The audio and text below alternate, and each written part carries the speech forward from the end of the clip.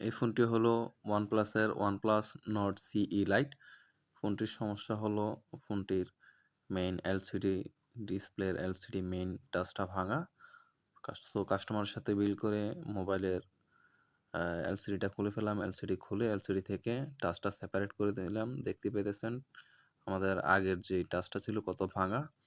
এখন আমরা চেক করতেছি আমাদের টাচটা সেপারেট করার পরে আমাদের ডিসপ্লে ঠিক আছে কিনা। ডিসপ্লে ঠিক আছে, আমি চেক করছি। এখন ডিসপ্লে থেকে আমাদের যে পুরাতন গ্লুগুলা আছে আগের কাটার পরে সেই গ্লুগুলা আগে ক্লিন করব। আমরা এখানে ইউজ করছি high quality glue cleaner spray থেকে। তো এই গ্লুগুলা ক্লিন করতে অনেক সাবধানে ক্লিন করতে হয়।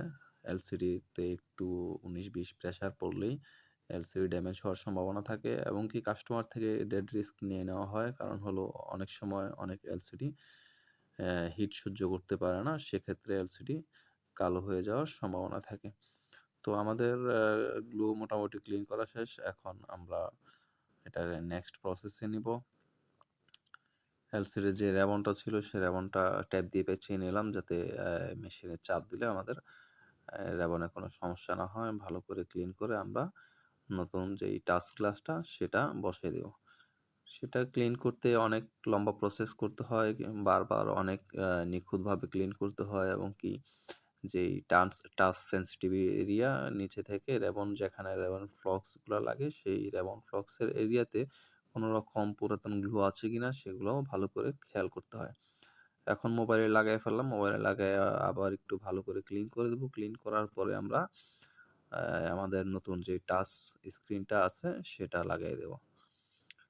ফোনের টাচ ভাঙা থাকলে ফোন ইউজ করা যায় না। ফোন ইউজ করতে খারাপ লাগে এবং কি দেখতে অনেক খারাপ দেখা যায় এবং কি অনেক সময় হাতের মধ্যে টাচের যে ভাঙা গ্লাসগুলো সেগুলো ঢুকে যায়। তো সেক্ষেত্রে আপনারা চাইলে আপনাদের ফোনের টাচটা চেঞ্জ করতে পারেন। সরাসরি চলে আসতে পারেন আমার দোকানে অথবা যোগাযোগ করতে পারেন আমার WhatsApp নাম্বারে।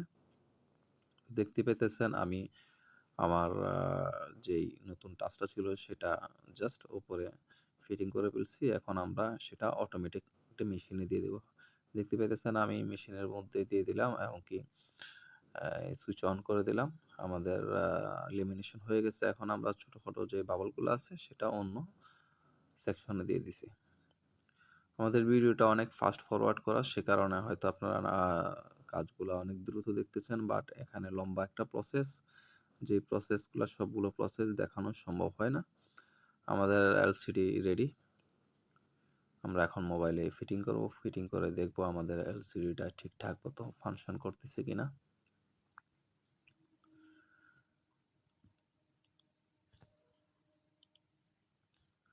বন্ধুরা দেখতে পেতেছেন আমাদের এলসিডি ঠিকঠাক মতো ফাংশন করতেছে এবং কি আমাদের মোবাইলটা চালু হয়ে গেছে। এখন দেখব যে আমাদের টাচ ঠিকঠাক মতো কাজ করে না। দেখতে পেতেছেন আপনারা পুরাতন টাচটা অনেক ভাঙা এবং কি আমাদের ফোনের যে টাচ সেটাও ঠিকঠাক মতো কাজ করতেছে আলহামদুলিল্লাহ। তো বন্ধুরা আপনাদের হাতের ফোনগুলো যদি এমন কোনো সমস্যা থাকে অবশ্যই আমার সাথে যোগাযোগ করতে পারেন অথবা হোয়াটসঅ্যাপে আমার সাথে স্ক্রিনে দেওয়া হোয়াটসঅ্যাপে যে নাম্বারটি আছে সেটাতে যোগাযোগ করতে পারেন। ধন্যবাদ বন্ধুরা।